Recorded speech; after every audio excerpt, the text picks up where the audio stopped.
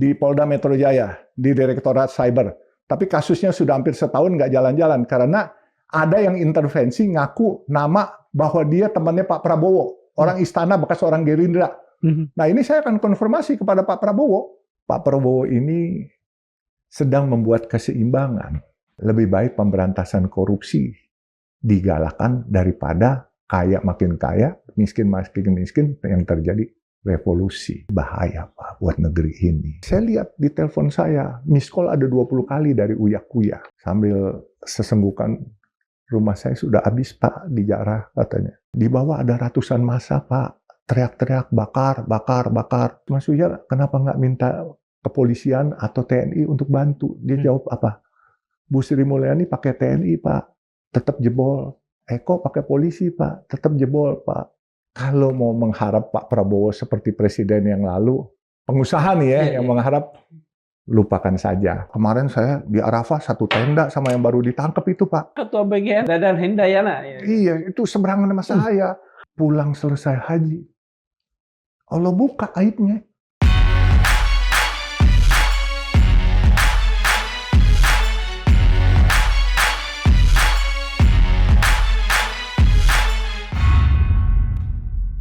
Bismillahirrahmanirrahim. Assalamualaikum warahmatullahi wabarakatuh. Waalaikumsalam warahmatullahi wabarakatuh. Sobat Madilog, ada satu peristiwa yang tampaknya luput dari perhatian kita saat ini, terutama pada publik kebanyakan.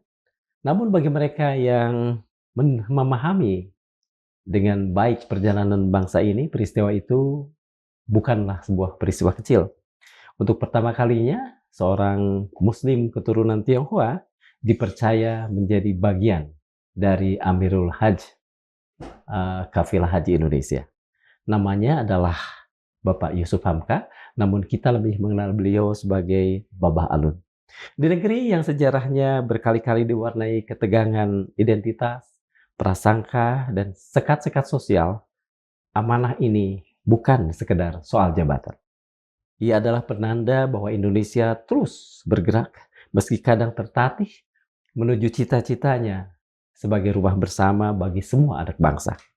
Tetapi Madilog kali ini tidak akan hanya membahas tentang Tionghoa tentu. Madilog juga tidak akan berbicara tentang Islam yang dianut oleh Babah Alun, juga tidak semata tentang haji. Kita ingin berbicara tentang Indonesia, tentang mengapa bangsa yang dibangun atas semangat persaudaraan ini seringkali mudah terpecah oleh kecurigaan. Juga tentang mengapa di tengah pembangunan yang terus melaju, begitu banyak orang justru merasa kehilangan ketenangan dan kebahagiaan. Inilah Madilog bersama Bapak Yusuf Hamka atau Babah Alun. Terima kasih, Pak. Sehat selalu, Pak. Amin. Bah, pernahkah suatu ketika Bapak merasa bahwa Indonesia sama sekali tidak berpihak pada Bapak? Seringkali. Seringkali. Seringkali, tapi itu sebelum 98. Boleh di-spill ke kasus-kasusnya? Iya, jadi memang sebelum 98 itu kadangkala kita selalu diadu domba, dipecahkan, baik teman-teman sesama etnis maupun yang berbeda agama juga saling diadu. Tapi namun demikian, pelan tapi pasti kita mengalami reformasi. Reformasi berjalan, kadangkala pun dari tahun 98 sampai tahun 2020 masih terjadi benturan-benturan etnis, agama, yang mana kita lihat setiap ada kejadian ketidakpuasan terhadap negeri, baik terhadap pemerintah, yang menjadi sasaran korban selalu teman-teman Tionghoa atau non-Muslim. Nah ini sangat menyedihkan. Padahal kita sesama anak bangsa, sesama anak ciptaan Tuhan, kita tidak boleh karena berbeda agama, berbeda suku, terus kita saling memusuhi. Sedangkan di Islam sendiri mengajarkan bahwa semua makhluk ciptaan Tuhan adalah bersaudara, saudara sekemanusiaan. Apalagi teman-teman Muslim selalu diajarkan Islam itu rahmatan lil alamin, bukan rahmatan lil muslimin. Nah, yang kita sedih kadang-kadang kita lihat ada kasus karena minta speaker di Siantar ya atau di Sumatera Utara, Ada seorang wanita meminta suara speaker diturunin. Tetapi yang tidak tahu apa-apa, kelenteng di daerah situ dibakar-bakarin. Jadi saya bilang, ini yang salah bukan Islamnya, tapi penafsirannya, soal tafsir, soal ini yang salah. Jadi Islamnya itu, maupun Islam, maupun Nasrani, maupun Buddhis, itu cinta kasih, Pak. Kasih sayang. Jadi kalau orang menyalahkan, oh karena itu orang Islam, oh karena orang Kristen, orang Buddha, itu salah. Sebenarnya semua agama mengajarkan cinta kasih dan kasih sayang. Nah makanya jujur, saya baru menemukan bahwa Indonesia lebih baik setelah peristiwa Ananda Avan Kurniawan di Karet Bifak, Pak. Oh, kemarin ya? Iya. Agustus 2025. Tanggal 29. Boleh diungkap? Jadi gini, sampai begitu. Saya menemukan satu kebahagiaan yang paling hakiki buat diri saya.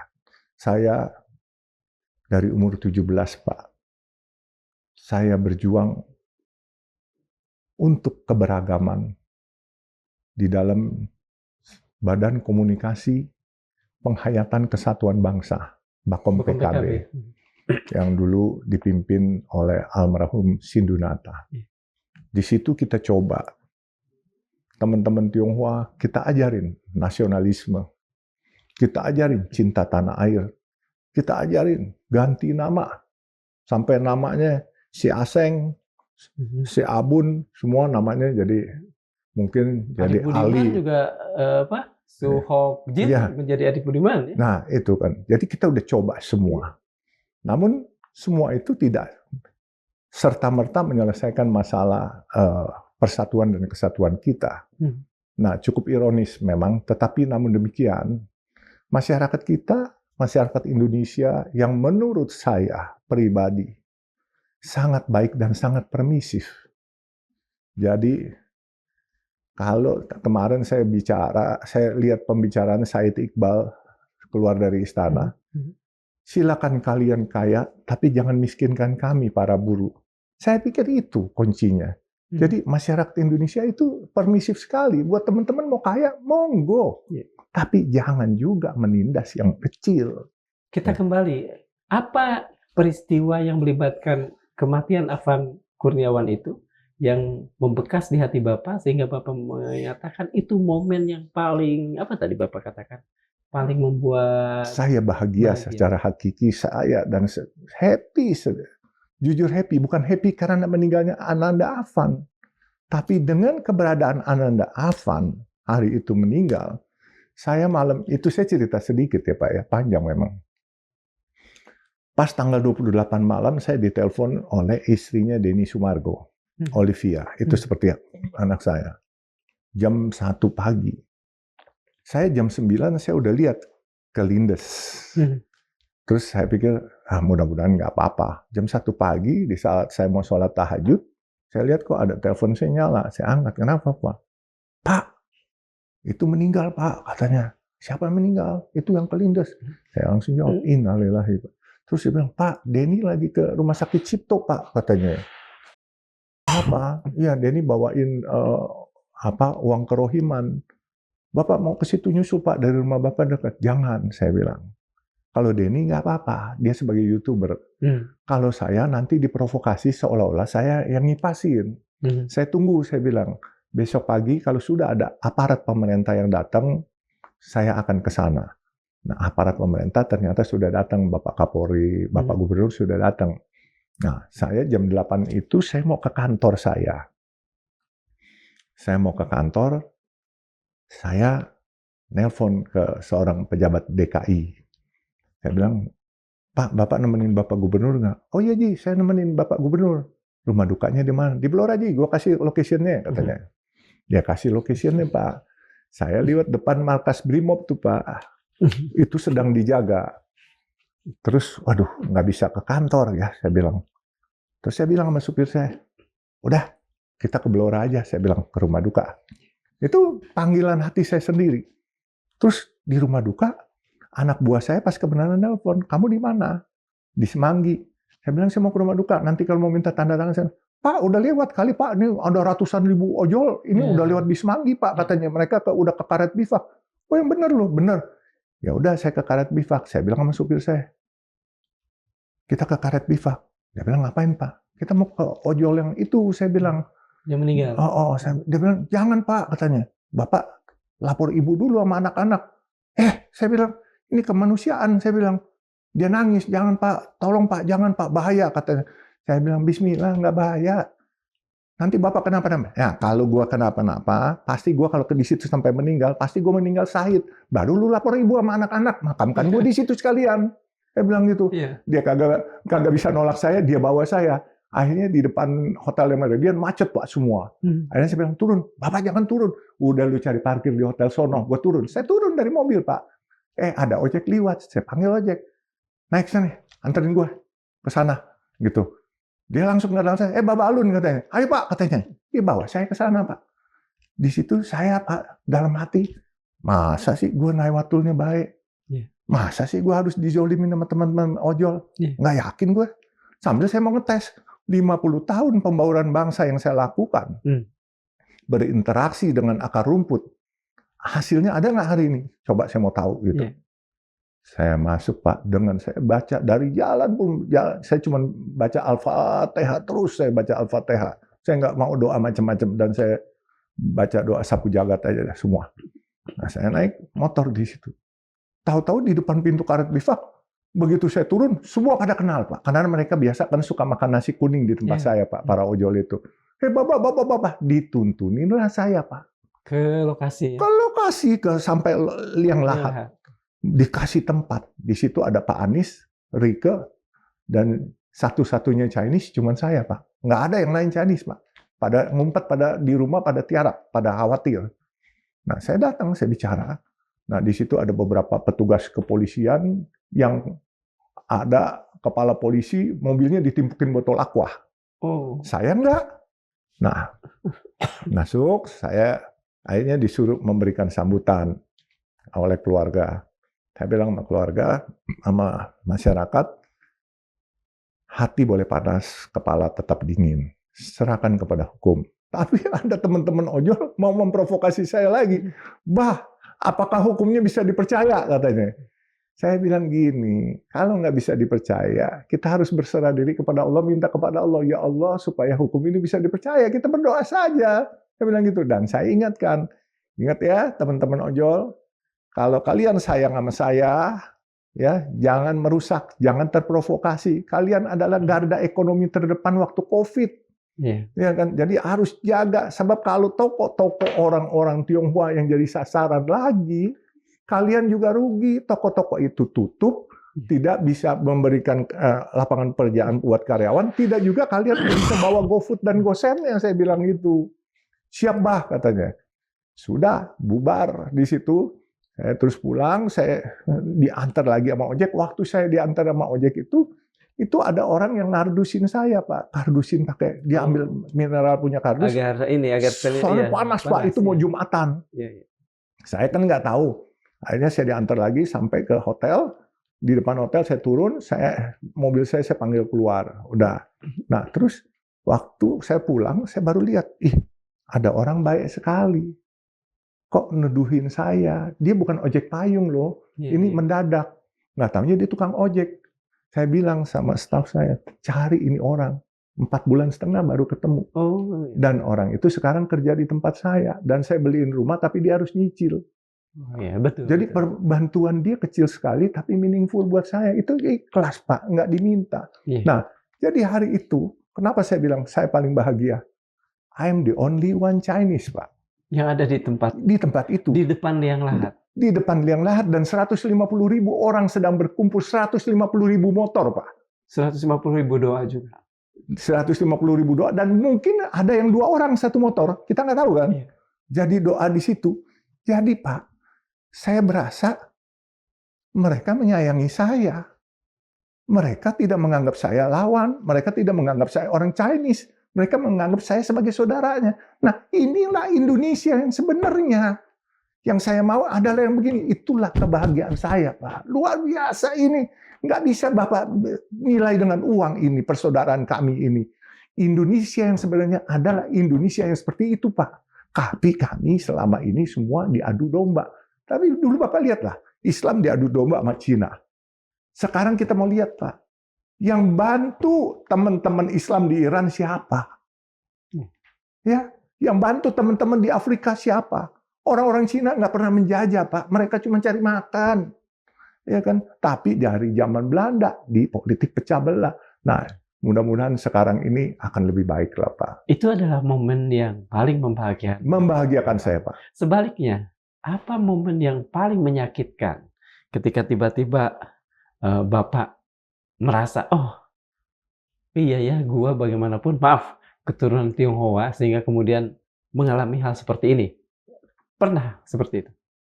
Saya pernah terbesit waktu peristiwa Mei 98. Waktu putri saya, Fitria Yusuf itu bilang, Papa, katanya, kiri kanan kita sudah lautan api. Papa masih mau di sini, katanya. Saya bilang, Lokasi rumah di Pasar Baru. Pasir Baru. Mangga 2, Gunung Sari, Mangga Besar, Sawah Besar, semua lautan api. Kami di tengah. Saya bilang, Vi, Papa dibesarkan ibu di sini. Papa cari nafkah di sini. Papa sudah mengakui Papa punya warga negara Indonesia. Dan Papa akan mati di sini. Kita mau lari kemana? Di Cina pun kita nggak diakui. Di Indonesia, ini hanya segelintir orang, Vi, saya bilang. Orang Indonesia kebanyakan, Vi, paling benci sama rasis. Percaya, Vi, ini politik. Terus dia bilang, Papa masih percaya sama Indonesia. Saya percaya dengan Indonesia. Bukan hanya yakin, tapi aku yakin. Sabarlah, Vi. Kita akan lihat Indonesia yang akan lebih baik. Ini memang satu proses, satu bangsa yang masih muda, yang baru lahir. Yang memang diadu domba dari sejak zaman Belanda. Mudah-mudahan kita dapat pemimpin yang lebih baik.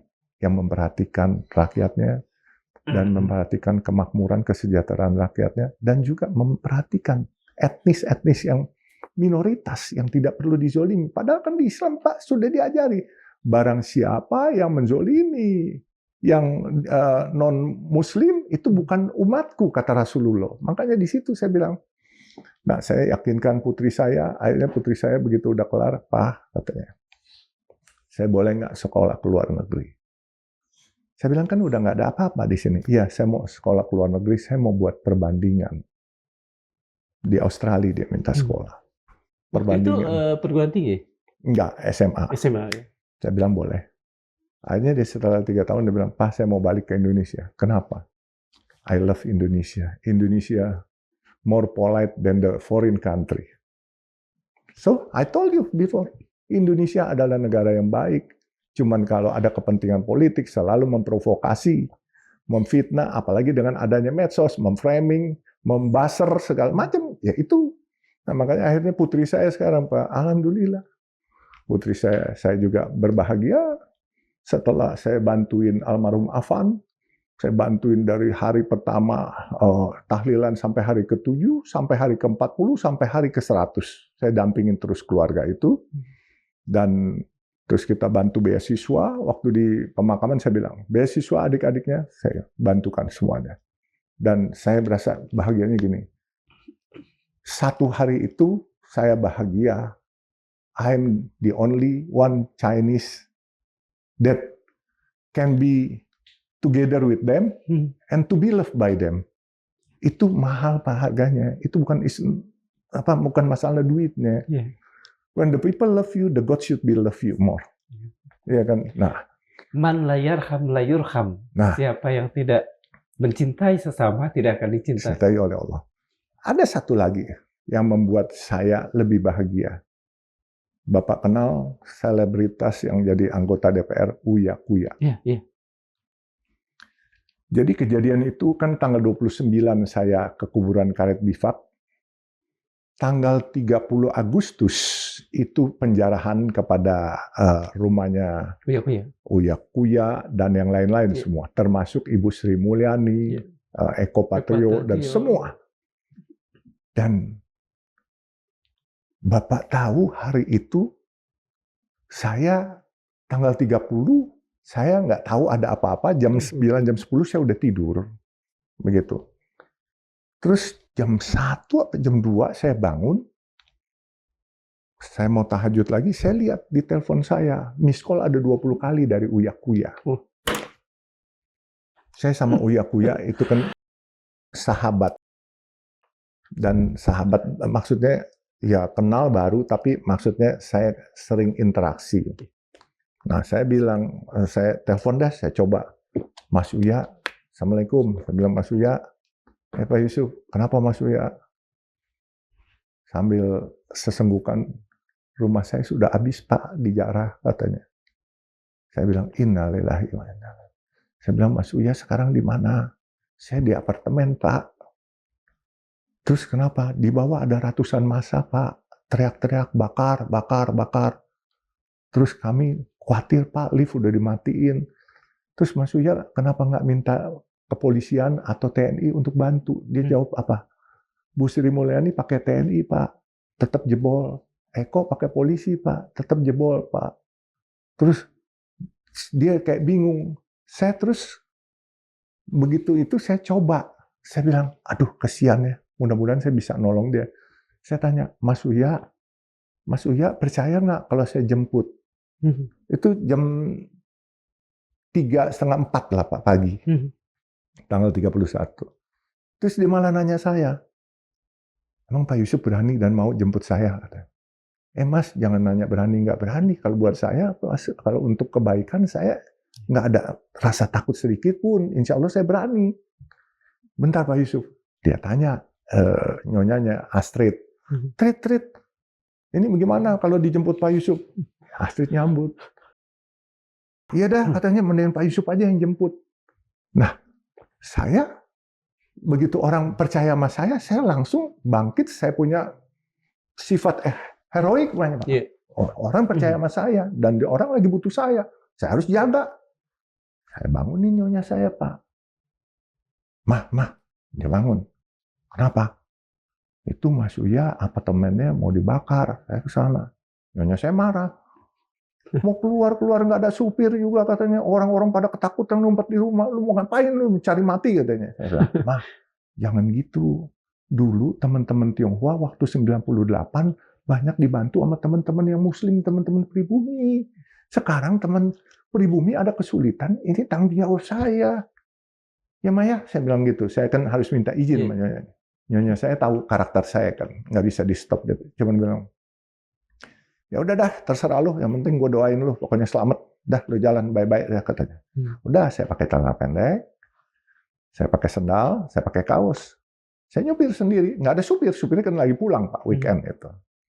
Masuk ke dekat Casablanca situ. Di situ saya lihat massa.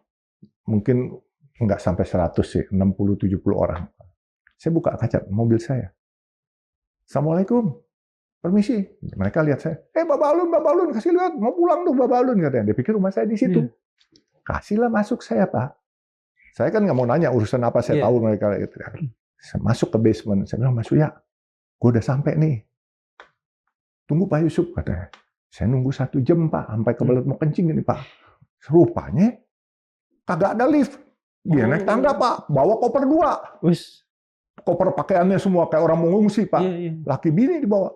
Sampai di mobil saya, Pak Yusuf aman nih.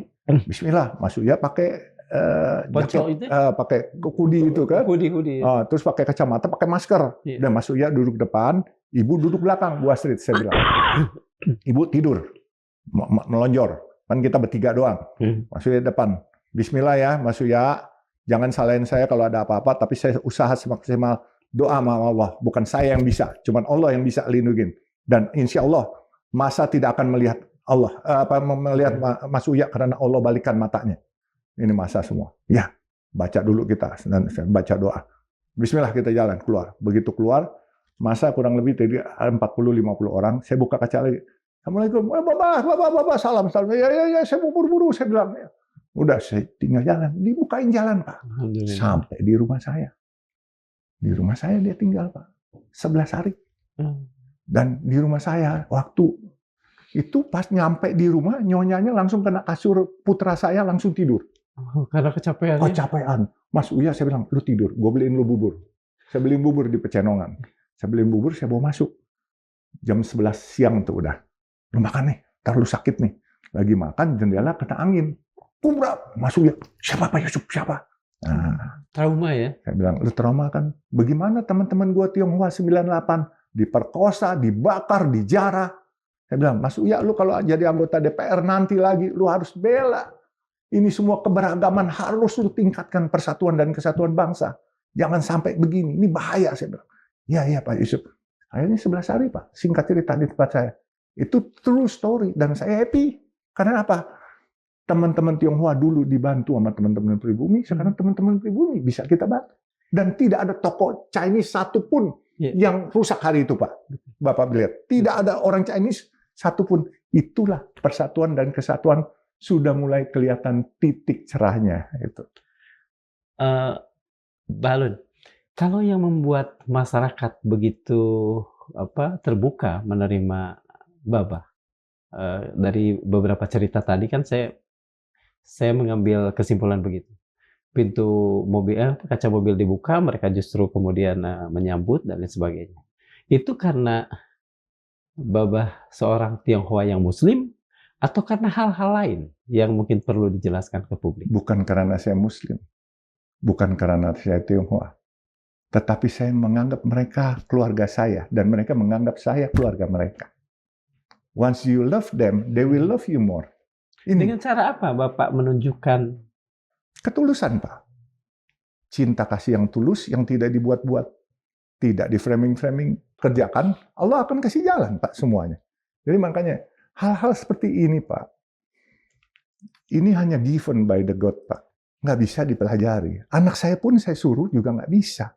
Karena ini kan empati, simpati timbul dari lubuk hati yang paling dalam. Nggak bisa disuruh-suruh. Iya kan? Nggak bisa disuruh-suruh, Pak. Ini timbul dengan sendirinya. Jadi makanya saya bilang, kalau dari kecil kita di sekolah diajarin suruh jadi wong sugih. Wong kaya, bisa Pak kita cari kaya. Kita kerja keras. Kita kerja cerdas. Mau jadi pejabat, mau cari kehormatan. Bisa Pak. Kita jadi pejabat, masuk politik, sikut kiri, sikut kanan. Jadi orang yang terhormat. Tapi belum tentu orang yang mulia. Kadang-kala coba. Bapak, kemarin saya di Arafah satu tenda sama yang baru ditangkap itu, Pak. Oh, Pak ini Pak apa? Ya, saya nggak sebut namanya. Seberangan saya. Semua orang tahu Pak, ketua bagian mah si Pak apa? Ya Allah, Dadan Hindayana. Iya, itu seberangan sama saya. Pulang selesai haji, Allah buka aibnya. Ini makanya kehormatan, kekayaan bisa dikejar. Tapi kalau kemuliaan hanya given by the God, Pak. Nggak bisa. Kalau dimuliakan Allah, tidak ada aib yang dibuka selama kita kerjanya baik dan benar. Ini Pak, kalau kita nggak benar, kita boleh dusta. Tuh orang nggak tahu, tapi Allah Maha tahu kan Pak. Hijabnya dicabut, terbuka semua. Nah itu saya seberangan kasur Pak. Satu tenda. Saya melihat beliau kagum sekali. Tapi 3 hari kemudian, saya lihat, Masya Allah, saya bilang, ini Allah berarti nggak mencintai dia. When the God love you, dia akan kasih kemuliaan buat kamu. Dia akan tuntun jalan kamu untuk bersih, putih, baik. Gitu. Nah ini kita nggak tahu Pak. Ketika tiba-tiba Bah Alun menerima kabar menjadi salah satu Amirul Hajj tahun ini, sosok siapa yang sekejap tersirat di benak Bah Alun? Buya Hamka. Kenapa Buya Hamka? Saya jujur sama almarhum Buya itu saya bukan hanya hormat, tapi benar-benar saya salut. Beliau itu luar biasa. Beliau sudah semacam orang yang mempunyai indera keenam. Beliau mengangkat saya sebagai anak ideologisnya memberikan nama. Nak, kuberikan namaku kepada engkau. Saat itu Bapak berusia 24 tahun. 24 tahun. Dan kau kutugaskan mengharumkan nama Islam dan mengajak saudara-saudara Tionghoamu kembali ke agama leluhurnya. Karena Tionghoa dan Islam itu sebenarnya sangat dekat. Karena dia bilang waktu itu ada hadis atau apa yang dia bilang, utlubul ilma walau bisin. Betul. Tuntutlah ilmu itu walaupun sampai ke negeri Cina. Dulu sebelum komunisme, itu semua masyarakat Tiongkok itu banyak yang Muslim. Setelah diberangus, Islam, Kristen, Buddha pun habis katanya. Jadi tugasmu adalah mengembalikan mereka ke agama leluhurnya. Insya Allah Buya, saya akan mengharumkan nama Islam dan Buya tolong doain saya. Iya, jadi waktu beliau mau meninggal, waktu beliau itu sakaratul maut, saya juga di samping beliau. Nah, waktu saya diangkat jadi Amirul Hajj, Pak, sebenarnya saya bilang, innalillahi, kenapa saya? Saya bilang, saya bukannya happy, Pak. Saya bilang sama Pak Wamen hari itu, saya bilang masih banyak orang yang lebih pantas dibanding saya. Beliau bilang apa? Pak Prabowo berpesan, sejak zaman kemerdekaan sampai sekarang, tidak ada orang Tionghoa yang jadi Amirul Hajj. Terus saya masih ngebantah lagi sama Pak Daniel Asar Simanjuntak. Kalau lu mau Muslim Tionghoa, mualaf, gue cariin di organisasi PT, banyak tuh gue kenal semua. Tidak, Bah. Kita melihat Babah kayaknya sudah dipilih, dan semua sepakat waktu rapat dengan Bapak Presiden, Babah yang sebagai dipilih. Ini pilihan dari Bapak Presiden, semua sudah menyetujui katanya. Oh ya udah, kalau udah perintah, saya udah nggak bisa nolak. Saya bilang saya bayar deh. Tidak, negara bayarin Babah karena Amirul Hajj. Nah, jadi cerita singkat saya berangkat ke sana, Pak. Jadi Bapak perlu tahu nih, sejak zaman kemerdekaan sampai kemarin, tidak pernah ada orang Tionghoa mendapat privilege kesempatan yang baik seperti itu. Betul. Berangkatlah saya ke Tanah Suci. Di situ pun waktu wukuf di Arafah, Pak Wamen sama Pak Menteri bilang, Pak Yusuf pakai ihram saja. Pak Yusuf di tenda. Saya tanya, Pak Daniel, mohon maaf, dengan segala hormat, saya kemari bukan mau berangkat haji. Saya kemari ingin bertugas melayani jamaah haji. Jadi kalau Bapak suruh saya pakai ihram, Bapak salah, Pak. Saya bilang, saya nggak kepengen, Pak. Saya mau pakai baju biasa, baju petugas. Oh iya, Pak, saya sayang sama Bapak karena Bapak udah tua.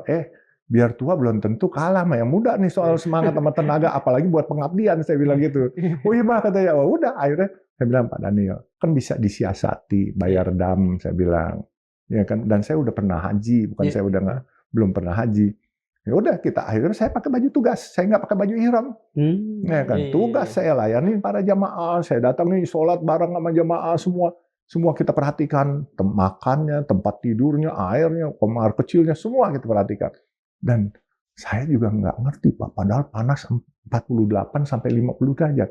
Di usia 70 nih, Pak, bentar lagi, Pak. 69 going to 70. Saya bisa tahan, Pak. Itu semua Allah, Pak, pasti. Dan saya fit aja, Pak. Nggak ada apa-apa.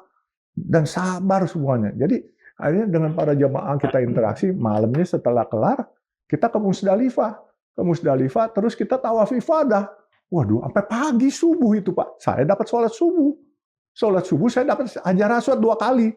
Tapi saya pikir hajar aswad saya nggak berani lagi. Itu, Pak. Saya waktu nyium hajar aswadnya itu pinjam tenaga lawan, didorong-dorong ke depan. Begitu udah kelar, saya mau keluar, saya ngelawan tenaga orang, Pak. Itu konyol, hampir. Kalau 1 menit lagi saya nggak ditarik sama teman-teman, oksigen saya habis, pasti udah meninggal di sana. Iya, itu. Janganlah kalau itu. Jika Yusuf Hamka muda, remaja, bertemu dengan Yusuf Hamka saat ini, apakah Yusuf Hamka muda akan percaya bahwa Yusuf Hamka dia berpuluh tahun kemudian menjadi mualaf uda, pengusaha sukses, seorang dermawan yang disayangi orang? Akankah dia percaya? Saya pun nggak percaya, Pak.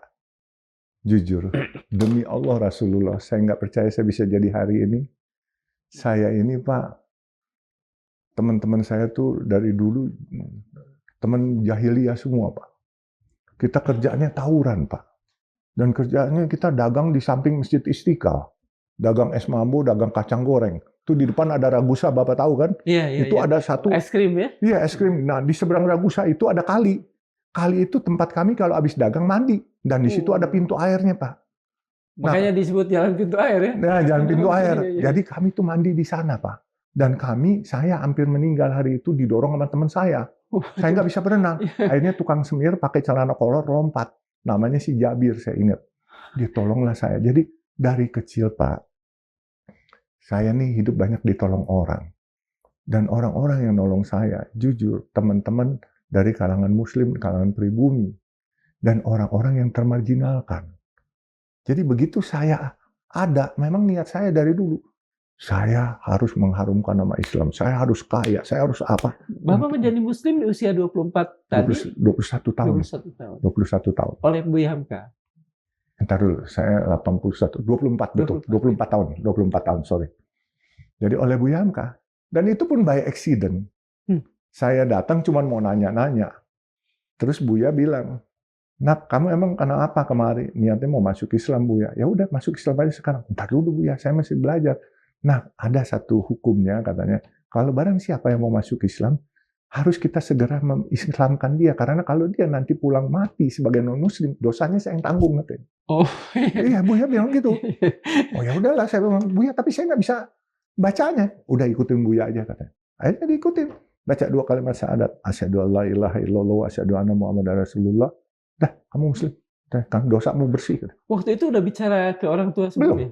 Belum. Tapi saya sudah di Hitan dari umur 17, Pak. Oh iya. Karena di Hitan teman-teman saya itu teman-teman suku Kutai, suku Bugis, suku Madura, Pak. Jadi saya ikut di Hitan. Nah, setelah itu saya mau masuk Islam, saya nggak berani. Tapi itu pasti gerak Allah juga, Pak. By accident di tempat Buya, akhirnya saya dieksekusi sebagai muslim. Gitu. Nah, dikasih nama, itu juga saya kaget, Pak. Jadi waktu itu saya lagi ambil BP7 dulu di Gambir tuh di Deplu. Pak Ruslan Abdul Ghani ya? Iya. Tahu-tahu dulu masih Starco, Pak. Iya. Tweet. Sekretaris saya. Pager, iya. Dia bilang, "Pak, Bapak disuruh ke rumah Buya Hamka." Saya ingat itu hari Senin. Dulu kan bulan macet, Pak. Setengah jam juga 20 menit sampai. Saya ke Raden Patah. Saya ke sana. Saya bilang, "Buya manggil." Ya udah, betul saya panggil katanya. "Kamu hari Kamis, malam Jumat datang ke sini ya," katanya. "Kenapa, Buya? Ada masalah ya?" "Enggak, kamu datang nanti di masjid depan ya, Al-Azhar." "Oke," saya bilang. Kamis, malam Jumat saya datang. Tahu-tahu di sana saya lihat, ada rebana segala macam. Ada apa ini? Saya masih belum tahu, Pak. Nah, hari itu tahu-tahu rupanya acara udah dibikin, diumumkanlah saya sebagai anak ideologis Buya. Itu semua gerak Allah, Pak. Saya nggak minta. Itu khusus buat Bapak, buat saya. Jadi beliau tuh punya sixth sense, Pak. Buya Hamka ini. Jadi makanya saya bilang, jadi yang terlintas sama saya, ini Buya menghendaki saya lagi untuk pergi ke haji. Sewaktu saya Amirul Hajj nih mungkin Buya sedang menghendaki saya lagi untuk pergi ke haji, membantu Indonesia ini kok devisanya keluar ke haji aja nggak ada yang masuk balik lagi gitu. Ya, mudah-mudahan saya bilang ekosistem ekonominya ya nanti kita lihat. Saya bukan ahli tapi ya coba aja lah. Saya kan kadang-kala kalau Gusti Allah udah mau kasih, Pak, walaupun bukan ahli kan kun fayakun bisa jadi kan. Makanya saya bilang lucu-lucu tapi nyata gitu. Sebagai orang yang mengikuti, saya sambil minum, Pak. Mengikuti sekian banyak peristiwa di tanah air yang melibatkan isu-isu rasisme. Sebetulnya menurut, apalagi Klalun kan seorang Tionghoa ya. Apakah kau percaya bahwa luka-luka itu bisa sepenuhnya sembuh? Yang ada di kedua belah pihak tentu ya. Terutama di pihak Tionghoa. Saya percaya satu hari akan sembuh dan itu harus sembuh. Karena apa? Semua teman-teman juga harus tahu, baik teman-teman Tionghoa, dan kita lihat anak-anak muda kita sekarang ini sangat kritis dan lebih baik. Kita lihat kalau nggak salah di angkutan umum, apakah itu di kereta kemarin ini, apakah di MRT, ada orang yang rasis, yang ngomong Cina lu, terus yang marah malah teman-teman pribumi. Jangan begitu lu, rasis lu apa? Sudah mulai dewasa. Tidak semua Cina jelek, juga tidak semua Cina bagus. Sama juga Pak. Demikian pula suku-suku lain. Tidak semuanya orang suku lain itu bagus, tidak juga semuanya jelek. Misalnya ada yang korupsi. Orang Jawa, masa kita generalisir orang Jawa semua. Terus ada yang korupsi orang Cina, masa kita generalisir orang Cina semua, kan nggak fair. Ini kan person to personnya, orangnya. Jadi oleh sebab itu makanya masyarakat Indonesia sudah mulai keluar aslinya. Aslinya apa? Toleran, permisif, santun, sayang. Ini masyarakat Indonesia dari dulu begitu, Pak. Dijajah Belanda juga tetap baik, dijajah Jepang tetap baik. Nah, Cina nggak pernah ngejajah. Masa nggak bisa baik sih? Yakin, aku yakin pasti baik, Pak. Cuman memang saya selalu memesankan teman-teman Tionghoa, apa yang Pak Prabowo sekarang tindak, jangan disikapi dengan a priori. Pak Prabowo ini sedang membuat keseimbangan. Bahwa jangan sampai terjadi kesenjangan. Bila terjadi kesenjangan, yang kaya makin kaya, yang miskin makin miskin, ini bahaya Pak buat negeri ini. Ya, lebih baik pemberantasan korupsi digalakan daripada kaya makin kaya, miskin makin miskin, yang terjadi revolusi. Nah, ini yang kita harus ingat. Teman-teman kan berasa Pak Prabowo tidak berpihak kepada pedagang. Siapa bilang?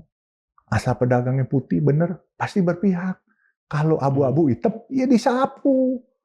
Kan zamannya kan sekarang beda. Semua presiden mempunyai zamannya masing-masing dan mempunyai kebaikannya masing-masing.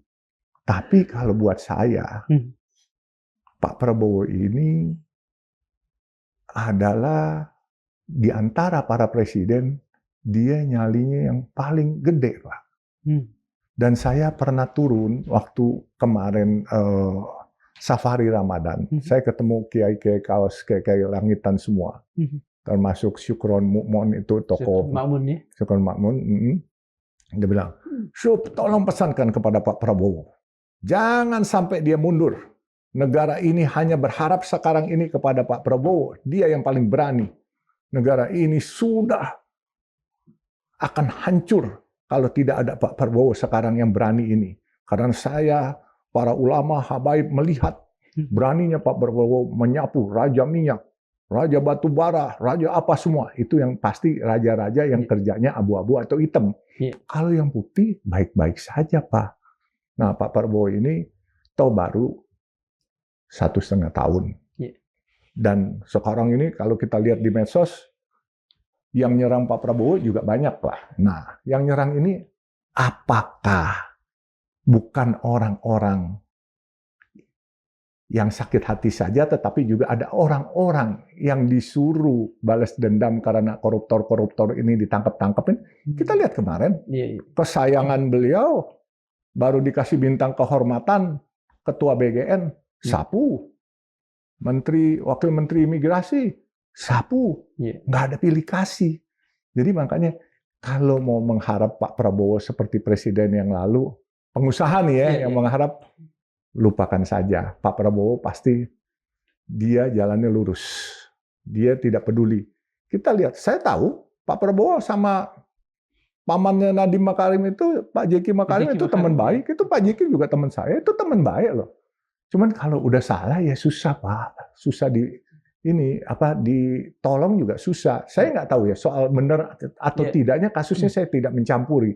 Tetapi kalau saya lihat bagaimana ketegasan beliau untuk membiarkan ketua MBG yang dia lantik, yang dia kasih bintang kehormatan, dia bersihin semua Pak, dia tanpa ragu. Jadi makanya kalau kita melihat Pak Prabowo, jangan lihat sepotong-sepotong.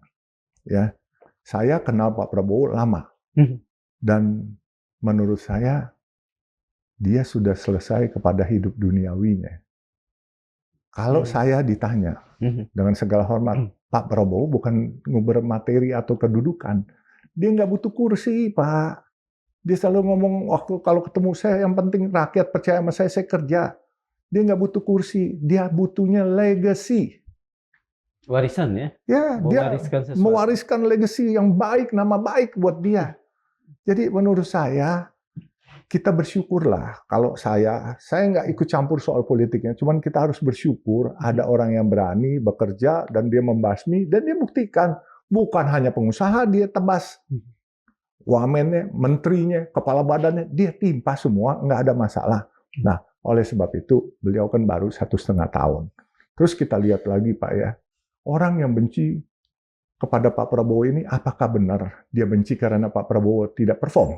Apakah karena Pak Prabowo terlalu kejam dengan koruptor-koruptor? Ini kan kita harus lihat dengan jernih semuanya. Terus kita lihat saran dari bekas menteri, wakil menteri luar negeri, Pak Dino Patijalal. Dino Patijalal benar, dia menyarankan. Satu sisi Teddy menjawab juga benar, Pak. Yang dia jawab benar, cuman kalau hati kita sedang tidak suka kepada orang, lalu memframing, oh Mas Teddy bilang, oh ngapain merendahkan orang karena baru 3 bulan wamen. Tapi itu kan fakta. 3 bulan itu fakta. Saya tahu, Pak. Coba deh, Pak. Teddy, Anggaraka, umur 35-36 tahun. Di zaman menteri, cuman menteri pemuda dan olahraga hari itu yang masih 30 tahun Pak Jokowi. Yang lain zaman sebelumnya, semua menteri-menteri di atas 40-50, Pak. Jadi Pak Prabowo memberi kesempatan kepada anak-anak muda juga cukup baik. Nah, kalau kita melihat orang kan sekarang karena kesel atau nggak puas dengan Pak Prabowo, nggak puas kan karena nggak puas macam-macam nih. Nggak puas karena koruptor ditebasin, lalu yang jadi sasaran tembaknya sekapnya. Teddy, menurut saya Teddy dia menjawab secara lugas dan tegas.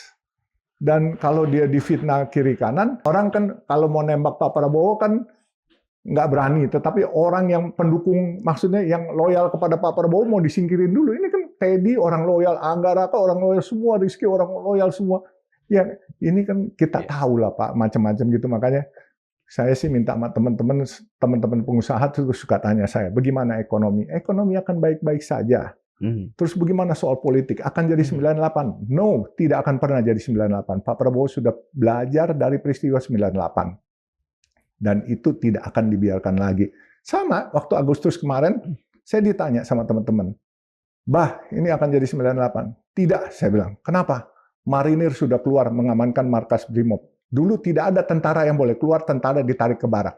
Selama tentara TNI boleh keluar, insya Allah negeri ini aman. Saya bilang, nggak usah macam-macam dah. Pemerintah sedang memperbaiki ekonomi, beri kesempatan, jangan diganggu. Kalau soal dolar itu biarkan pemerintah ahlinya. Soal stok market, biarkan pemerintah ahlinya. Tentu ada caranya. Ada orang yang nggak puas, Pak. Dengan ekspornya dikontrol, apa semua. Dan sebab ini, kan kenapa ekspor dikontrol, ada pakai PT DSI, apa. Kadangkala Bapak bayangin nggak? Kita di sini tidak ada impor. Tapi di Amerika tahu-tahu kita terima dari Indonesia 5 juta kubik impor nikel.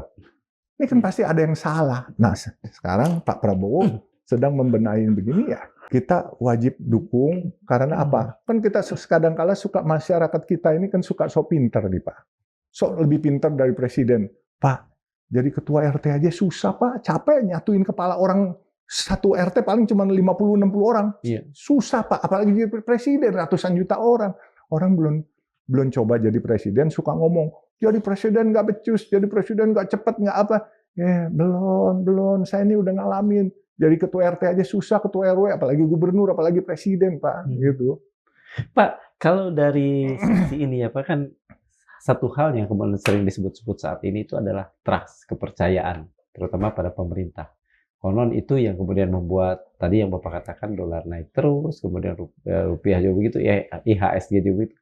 Kalau dari, orang-orang sekeliling Bapak, pengusaha Tionghoa, apakah kepercayaan mereka kepada negeri ini, Mas, dan kepada pemerintah saat ini masih cukup tebal atau? Gini, mereka memang kadangkala menanyakan kepada saya, gimana nih Pak Yusuf katanya, saya bilang beginilah, kita nih sebagai warga negara, ya kita ikutin aja. Pemerintah pasti lebih pintar dari kita. Kita samina wa atona aja, saya bilang gitu. Karena pemerintah sedang memperbaiki semua yang tidak baik akan diperbaiki, dan pasti ada yang enak, ada yang nggak enak, dan pasti ada dampak. Nggak mungkin tidak ada dampaknya. Tapi namun demikian arahnya kan kita lihat trennya kan ke perbaikan, ya kan, ke kesejahteraan. Kayak orang bicara soal MBG, jangan bicara soal korupsi MBG-nya, tetapi MBG ini kan buat anak-anak kita di bawah ini, Pak, manfaatnya juga banyak, Pak. Saya ke kiai-kiai nanya semua, ke pesantren-pesantren itu banyak. Jadi buat kita, marilah kita jangan berburuk sangka. Jadi kita harus fair lah. Yang baik kita katakan baik. Kalau nggak baik, yuk kalau kita bisa, kita bantu pemerintah. Jangan kita omong, mengkritik. Nggak cari solusi, carikan solusi. Nih pemerintah solusinya ini. Saya, Pak, waktu MBG mulai buka, saya juga buka MBG, Pak, tapi makan bahagia gratis. Bukan makan bergizi gratis. Jadi saya bersama Daniel Asar Simanjuntak, bersama Matahari Pagi, Ormas Sayap Gerindra, itu saya ajak Ormas Sayap Gerindra. Kenapa? Saya nggak mau diprovokasi. Karena takut dianggap menyaingi makan bergizi gratis. Saya bilang, sekolah-sekolah, waktu itu MBG baru buka, yang belum tersentuh MBG makan bergizi gratisnya pemerintah, kita isi.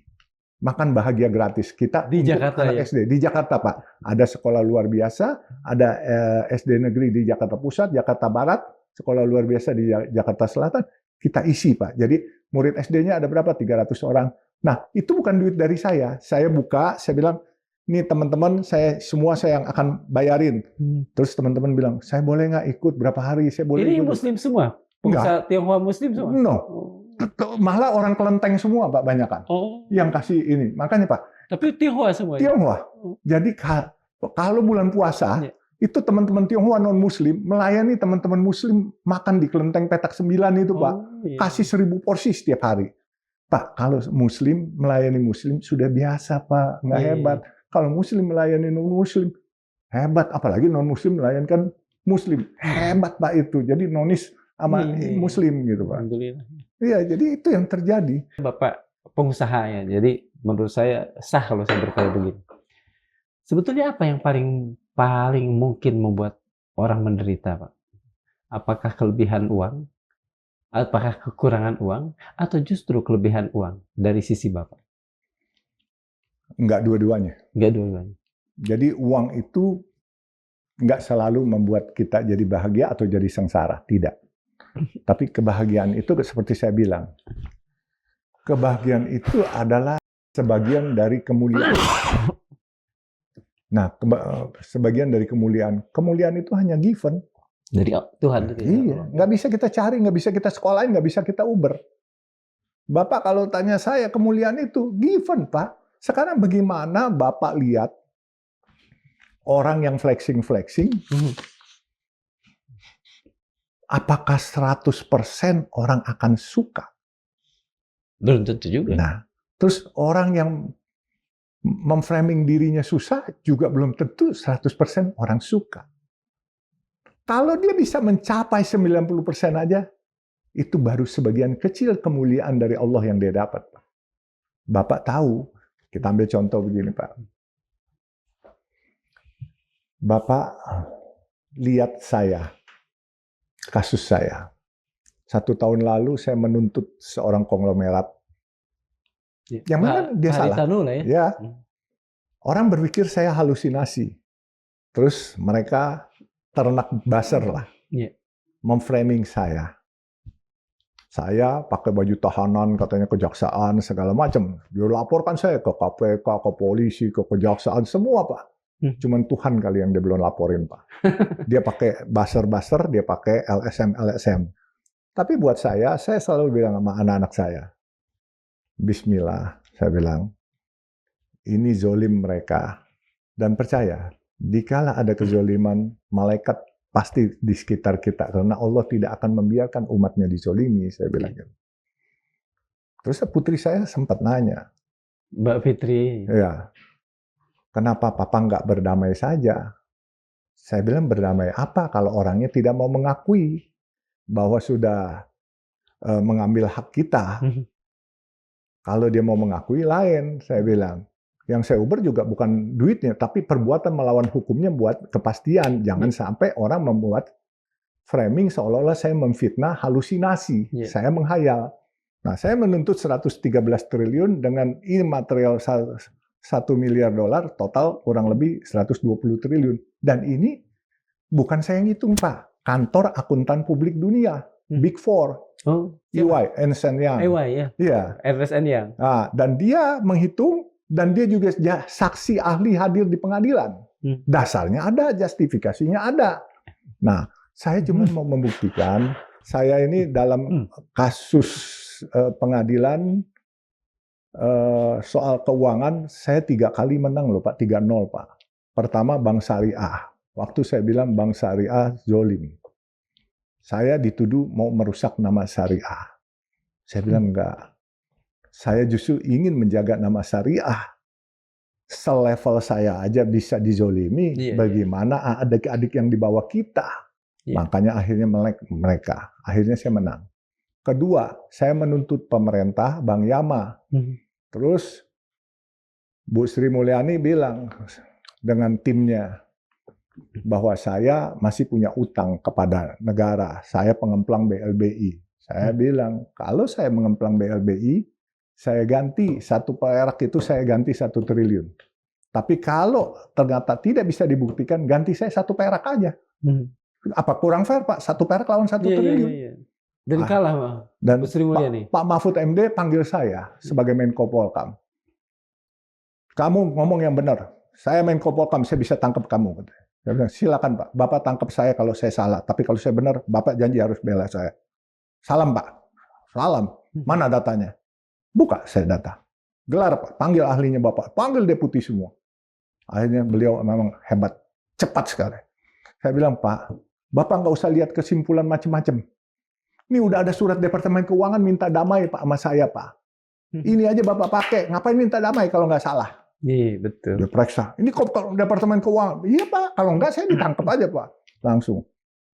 Akhirnya di rapat itu kan tadinya masih ada beberapa suara yang berbeda. Akhirnya Pak Mahfud langsung, saya putuskan ini Yusuf Hamka yang benar. Saya terus, Pak Menko, saya bilang, izin Pak, nama saya udah terlanjur dirusak sama orang-orang Kementerian Keuangan. Dibilang saya fitnah. Boleh nggak Bapak bantu saya? Soal duitnya urusan nanti Pak, saya yang tagih sendiri, saya nggak minta Bapak tagih. Apa yang Bapak perlu, kata Pak Mahfud MD?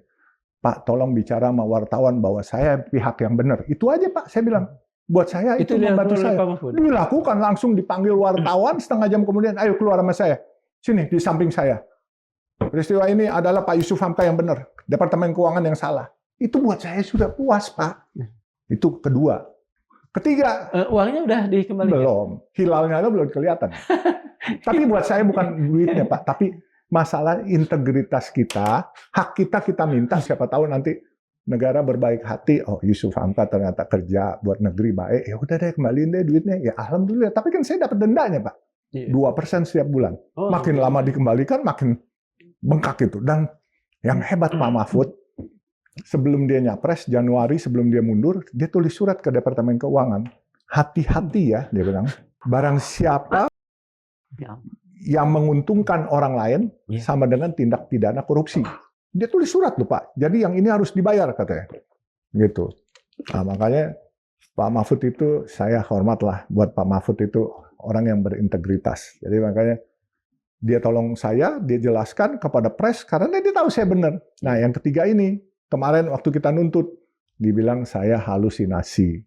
Terus kemudian dia bilang, kenapa nggak nuntut Unibank? Kita sudah nuntut Unibank, Pak. Unibank bilang, ini barang nggak tercatat. Kan kalau nggak tercatat, berarti ada yang bawa barang ini, ngaku-ngaku Unibank punya. Nah, kita buktikan di pengadilan. Siapa yang bawa? Ini tukar-menukar, Pak. Tukar-menukar. Jadi, tukar-menukar itu akhirnya diputuskan kami yang benar, dan kami yang menang, dan kami yang berhak. Jadi negara tadinya dia mau lempar ke negara Pak kotorannya supaya negara yang bayar. Ini kan mau ngebobol negara. Nah, kita nggak mau diadu sama negara. Kita uber. Nah akhirnya nanti pun. Kan memang suka begitu tuh kalau konglomerat hitam kan. Ya Bapak tahu lah. Memang begitu. Makanya kan saya bilang, saya selalu mengatakan di tempat kemarin di mana-mana, kaya itu diizinkan kok oleh negara, oleh masyarakat diizinkan. Yang penting jangan hasil korupsi atau hasil maling. Kan benar Pak itu. Jangan hasil korupsi atau hasil maling. Nah, makanya saya bilang, ya 3 kali, terus ada lagi satu. Waktu saya lagi gugat, ada orang dalam yang jadi direktur, yang jadi tergugat 2. Nuntut saya 1 triliun. Katanya, ngomongnya, saya di pengadilan kan saya bilang, orang yang bersangkutan saya tolong Pak. Jadi sebelum diberhentikan dari Bursa Efek Jakarta, tanggal 29 kalau nggak salah, dia datang ke saya tanggal 26 atau 27, dia udah tahu. Dia bilang, panggil saya kan karena dekat dulu. Orangnya kumisan juga, tapi kumisnya lebih lebat dari Bapak. Cup katanya. Tolong gue Cup katanya. Ini kalau lu nggak tolong gue di blacklist nih. Gitu, dia bilang gitu. Oh ya udah, gua angkat lu aja jadi dirut deh sehari sebelum lu diberhentikan. Jadi sehari sebelum diberhentikan saya angkat jadi dirut. Dia gugat pakai kata-kata itu, katanya blacklist, katanya saya mencemarkan nama dia. Padahal di Tempo ada beritanya, di Tempo ada semua bahwa dia bersalah. Akhirnya digugat ke pengadilan. Pengadilan bilang, saya memberi keterangan di pengadilan. Jadi tidak bisa keterangan di pengadilan itu dianggap mencemarkan nama baik. Akhirnya saya menang lagi. Makanya banyak banget Pak orang mau jolim. Pak, ini dari kasus terakhir tuh yang bersangkutan dengan konglomerat tadi, itu sudah diserahkan hak-hak Bapak? Belum. Jadi dia banding, kami juga banding. Karena kami banding karena angkanya belum sesuai. Tapi sudah ada keputusan pengadilan mengganti $28 juta dengan interestnya 6%. Dengan bunga berbunga kurang lebih 1,9 triliun. Tapi kami maunya 113 triliun sesuai surat edaran BI. Waktu itu bunganya adalah 20,75%. Sehingga secara bunga berbunga atau compounded, hitungan dari EY adalah 113 triliun. Itu waktu dolarnya masih 16.000 nih Pak. Oh, sekarang udah 18.000 nih? Iya, tapi buat saya bukan masalah uangnya lah. Sebab saya udah bilang kan, kalau nanti saya dapat barang-barang orang yang pernah dizolimi kayak TPI. TPI kan pernah diambil, Pak. Ya kan? Diambil, itu akan saya kembalikan. Terus nanti kalau kita sita jaminan nih, TPI kita kembalikan. Kan sekarang seolah-olah dibicarakan bahwa TPI udah beres kemarin tanggal 29 Oktober atau November, tanggal 25 kalau nggak salah. Yang beres emangnya dia pikir saya kagak tahu, Pak. Jadi dia pancing anaknya Mbak Tutut untuk tanda tangan surat, dia mengembalikan jaminan tambahan. Jadi waktu TPI waktu itu ada utang di BPPN, ada jaminan tambahannya merupakan tanah di Cilengsi 200 hektar, tanah di Lampung, sama tanah di Bojonegoro, Cilegon. Setelah dia suruh tekan tanda terima ini, terus dengan medianya dia blast seolah-olah sudah berdamai dengan Ibu Tutut. Kalau dia mau berdamai sama Ibu Tutut, dia harus kembalikan tanah TPI yang di Taman Mumi ini 11 hektar. Itu dia kembalikan. Ini dia belum kembalikan. Jadi dia framing, ya karena orang ini terbiasa untuk memframing. Kalau ini dia, jadi menurut saya anaknya Tutut pun dibohongi, Ibu Tutut pun dibohongi. Saya kan dapat berita dari lawyer-lawyernya yang ini bahwa ini belum beres bah katanya. Jadi dari keluarganya Bu Tutut sendiri saya belum dapat informasi, tetapi dari lawyernya belum. Yang sudah beres adalah jaminan tambahan yang waktu itu ditaruh di BPPN dikembalikan. TPI-nya sendiri belum dikembalikan. TPI kan udah dirubah namanya. Terus tanahnya 11 hektar nggak dikembalikan. Nah kalau ini udah dikembalikan, saya pikir kita nggak sita jaminan. Kalau nggak kita sita jaminan, kita pasti kembalikan ke TPI. Itu. Terus media yang lain kita serahkan kepada pemerintah. Duitnya kita bagi pemegang saham dikit, bagi lawyer, sisanya untuk kemaslahatan umat. Buat saya nggak penting kok. Dengan cara apa itu? Sita jaminan. Kata-kata yang masih ini ya, masih abstrak. Buat kemaslahatan umat. Artinya akan dijadikan apa kira-kira? Kalau pemerintah perlu, kita serahkan pemerintah. Kalau pemerintah nggak perlu, kita bangunin jembatan, irigasi, segala macam untuk kepentingan banyak-banyak. Kita sekarang kerjasamakan dengan banyak pihak, Pak. Dengan institusi, ada dari Angkatan Laut, kita juga ada kerjasama, Angkatan Darat kerjasama, ya kita bisa. Kemarin kita bangun jembatan di Jombang, ya kan. Jadi di mana-mana yang memerlukan kita pakai aja. Buat saya kan saya mau ngikutin jejak Pak Prabowo, Pak. Kita nggak butuh kursi, kita butuh legacy. Nah itu yang kita mau ubah, Pak. Saya juga ngiri dong sama Pak Prabowo.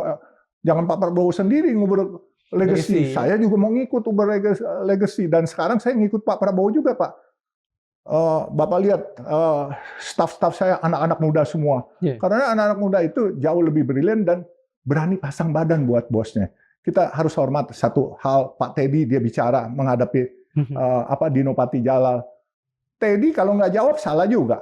Teddy jawab dibilang salah. Sebenarnya nggak salah. Teddy jawab itu faktual. Cuman kalau hati sudah dengki, sudah benci, ya selalu Teddy salah gitu. Padahal buat saya Teddy is nice man menurut saya ya. Jadi dia difitnah kiri kanan, saya selalu berpikir, ini mah sama aja nih, baster-baster yang fitnah anak saya difitnah lesbi, difitnah gay, difitnah saya tukang. Nah ini saya dibilang sekarang tukang gundulin hutan. Mana ada Pak, udah ditangkap kali Pak. Jadi orang-orang bilang tukang gundulin hutan Kalimantan.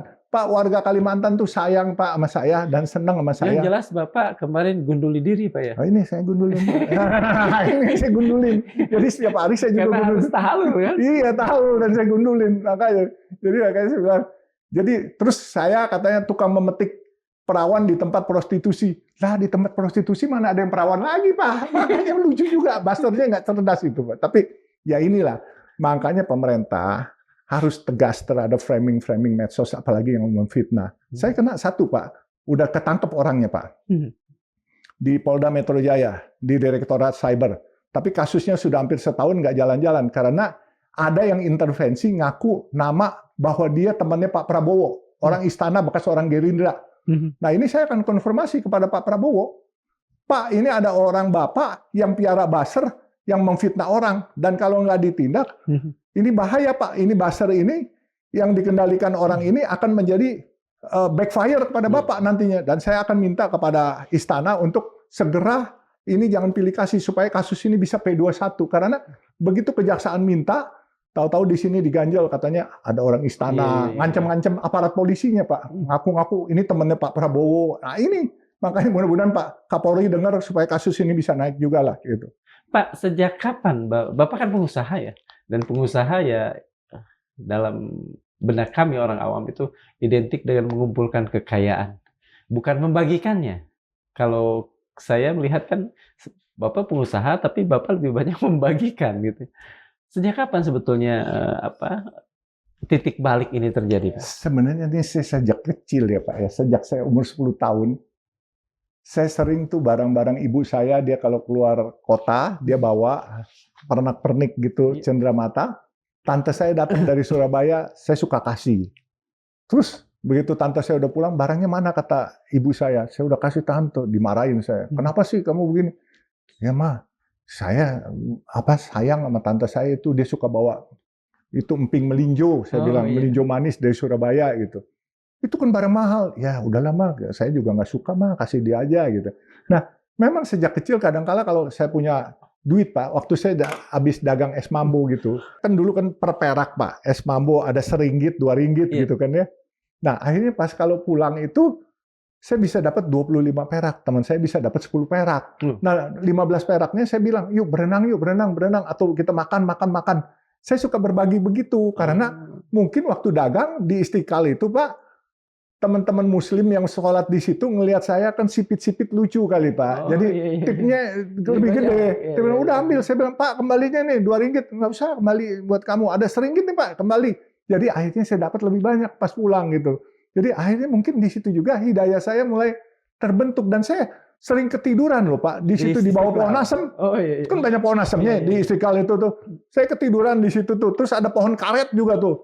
Jadi oksigennya banyak. Jadi mungkin setelah itu saya dapat hidayah. Karena saya juga sering lihat orang sholat di situ. Dan orang-orang muslim itu royal Pak kalau belanja. Jadi selalu dia sedekah kepada saya. Disitulah saya diajarin sedekah Pak. Makanya begitu saya punya sedikit, ya udahlah belanja. Dan kadang-kala kita lihat barang yang nggak perlu. Saya lihat di jalan. Ya udah borong aja, borong. Kita bagiin lagi yang lain. Kemarin ini saya cari makanan. Saya cari ke desa-desa yang di daerah pinggiran kota. Saya lihat ada orang jalan, kakinya nggak ada dia. Ini, saya di mobil, saya nyupir sendiri, saya berhenti, dia di pinggir kiri. Saya buka kaca, Pak, maaf Pak, saya bilang, maaf ya Pak. Saya lemparin, saya minta maaf karena saya di sebelah kanan gitu. Dan saya nggak perlu pakai media Pak, yang gitu-gituan. Yang penting hati kita aja. Kalau yang pakai media kebenaran, teman-teman pasti lihat aja Pak. Itu kalau nggak lihat lebih banyak dikerjakan, tapi Ya kan kalau di Islam diajarkan tangan kanan memberi, tangan kiri nggak Iya, perlu tahu betul. kan Pak itu. Apakah semua yang Bapak yakini, semua yang kebiasaan-kebiasaan baik itu sudah mulai ditularkan ke anak barangkali atau bahkan ke cucu kalau sudah ada? Sudah Pak. Jadi alhamdulillah saya mempunyai istri yang cukup baik ya. Dia tidak pernah, maksudnya tuh kalau saya bagi-bagi duit ke orang gitu, satu patah pun nggak pernah ada keluar dari mulut dia tuh, ngapain sih bagi-bagi orang gitu tuh. Itu yang saya senang. Jadi mungkin juga saya selalu juga mengentertain dia kalau dia ulang tahun, kalau anniversary hari perkawinan, saya juga memberikan dia yang cukup hadiah lah. Dan saya selalu memberi pengertian kepada dia. Apa yang kita punya hari ini tidak semuanya milik kita. Banyak Tuhan titipkan kepada kita untuk orang-orang yang di bawah kita. Nah, kalau saya bilang, saya memberikan ini, berarti Tuhan sedang menggerakkan saya. Ini loh, sebagian rezeki yang kamu punya ini milik si A. Kalau saya disuruh ke sana, tuh milik si B, gitu. Nah, akhirnya istri saya mengerti. Kemudian anak-anak saya pun juga sudah mulai mengikuti. Cuman saya suka bilang sama anak-anak saya, kalau masih pakai duit bapakmu untuk sedekah, tidak sah. Kamu harus kerja keras jadi orang kaya dan sedekah kamu lebih nikmat. Ya Pak, yang penting sekarang kamu jangan flexing. Barang bermerek kamu jual semua. Pakai aja yang sederhana. Barang bermerek duitnya buat modal menciptakan lapangan kerja untuk kemaslahatan orang banyak, saya bilang, baru bermanfaat. Nah, putri saya yang tadinya pakai tas Hermes, apa semua sekarang sudah juga ikut. Dan kebenaran, saya ini keluarga yang sangat beragam, yang di luar jangkauan orang. Jadi kenapa saya bilang gitu? Mantu saya dari Nusantara sampai mancanegara. Satu, mantu perempuan saya, orang Lahat asli. Palembang ya? Palembang, Sumsel. Yang satu lagi orang Iran asli. Iran. Ya, yang putri saya kawin sama orang Iran. Jadi kalau mau diragukan keislamannya, bagaimana? Ya kan? Jadi itu suaminya orang Iran asli. Jadi saya ini mix Pak. Kalau saya ini turunan mix. Bapak saya ini dosen. Bapak saya ini kelahiran Balikpapan. Ada campuran mix keluarga dari Dayak, ada Kutai, ibu saya juga ada Chinese, ada Jepang. Jadi sebenarnya saya juga nggak tahu ini saya Chinese, apa saya bukan Chinese, saya nggak peduli. Yang penting saya mengabdi untuk merah putih. Dan buat saya, begitu saya mengatakan warga negara Indonesia, saya harus bela negeri ini. Ini Pak, negeri yang kaya raya. Negeri yang masyarakatnya baik, negeri yang sangat permisif, tetapi kita sayang. Kalau negeri ini kita biarkan pecah, yang rugi kita semua, Pak. Betul. Dan ini orang-orangnya baik, Pak. Dari Sabang sampai Merauke, masyarakat kita, baik yang di Papua pun juga baik-baik, Pak. Tinggal bagaimana kita mengentertain. Bapak tahu, saya nggak punya pengawal, saya nggak punya ajudan, saya datang ke daerah mana saja. Asal kita punya adab baik, perlakukan orang baik, orang akan perlakukan kamu lebih baik. Ya kan? Kalau engkau perlakukan orang dengan penuh kecurigaan, orang juga nggak mau dekat-dekat kita. Makanya kembali ke diri kita. Kita mau jadi apa? Ya kan? Jadi kalau Bapak bicara tadi soal ekonomi, menurut saya biarlah pemerintah mencari formulanya. Dan kalau saran saya dan diri saya, begitu saham harganya turun, ya saya beliin dong Pak yang blue chip. Sekarang kita kalkulasi dah kayak Bank Mandiri. Itu udah 4.000, 3.000 lebih. Dividennya bisa 400 perak. Jadi 10% returnnya. Pegangin aja BRI, BNI. Nih yang blue chip bagus-bagus. Jadi kalau asing sengaja mau merusak negeri ini, kenapa kita harus ikut-ikutan asing? Kita beli aja, kita bantu sambil bantu negeri. Nanti harga naik toh. Kalau enggak dividennya setiap tahun kan ada Pak. Makanya saya akan bilang, orang nih jangan terprovokasi karena dolar. Oke, dolar tinggi, tapi buat ekspor kita kan satu sisi baik. Dikala dolar tinggi, kita jual dolar. Di kalau saham crash turun, yang punya duit kita beli ini saham. Iya kan? Pak, Bapak belajar dari 98. Nggak lama kok Pak, setahun 2 tahun pick up lagi. Ini pasti juga bentar lagi Pak. Apalagi Pak Prabowo kan on the right track semua. Semua dikumpulkan. Devisa dikumpulkan. Saya nggak keberatan Pak.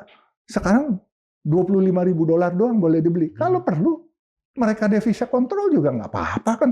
Yang penting ekonomi kita pertumbuhannya kan jelas. 5,2 bahkan kalau nggak salah akan diprediksi menjadi 8. Ya kita doakan Pak, ke depannya Indonesia pasti kita mencapai Indonesia emas asal kita bersatu. Persatuan dan kesatuan penting. Jadi teman-teman pengusaha kalau boleh saya pesankan, don't have to worry too much. Ya, this is the time for you to buy the share. Itu Pak kalau saya. Terima kasih sekali. Terima kasih Pak. Mbah Alun. Sobat Madilog, masihkah Indonesia menjadi rumah kita bersama? Dan ketika kita berhasil mendapatkan apa yang selama ini kita kejar, jabatan, kekayaan, pengaruh, dan berbagai simbol kesuksesan lainnya, apakah semua itu benar-benar mampu membuat manusia merasa cukup? Peradaban modern telah menghasilkan banyak orang kaya, tapi belum tentu menghasilkan banyak orang yang bahagia. Ia telah menghasilkan banyak orang terkenal, tapi belum tentu menghasilkan banyak orang yang bijaksana. Dan mungkin itulah pelajaran yang paling penting dari perbincangan kita kali ini. Bahwa pada akhirnya manusia tidak diukur dari apa yang dimilikinya, melainkan apa yang diberikannya. Rasulullah Shallallahu Alaihi Wasallam bersabda, sebaik-baik manusia adalah yang paling bermanfaat bagi manusia lainnya. Hadis riwayat Ahmad. Sementara filsuf Romawi Seneca pernah mengingatkan, salah jika kita begitu percaya bahwa kita hanya memiliki waktu yang sedikit, melainkan kita ini telah menyia-nyiakan begitu banyak waktu. Mungkin karena itu, tugas terbesar kita bukan sekadar menjadi kaya, bukan sekedar menjadi sukses, bahkan bukan sekedar menjadi bagian dari kelompok tertentu. Tugas terbesar kita adalah menjaga agar Indonesia tetap menjadi rumah bagi kita semua. Dan menjaga agar hati kita tetap menjadi rumah bagi kemanusiaan. Terima kasih. Assalamualaikum warahmatullahi wabarakatuh. Waalaikumsalam warahmatullahi wabarakatuh.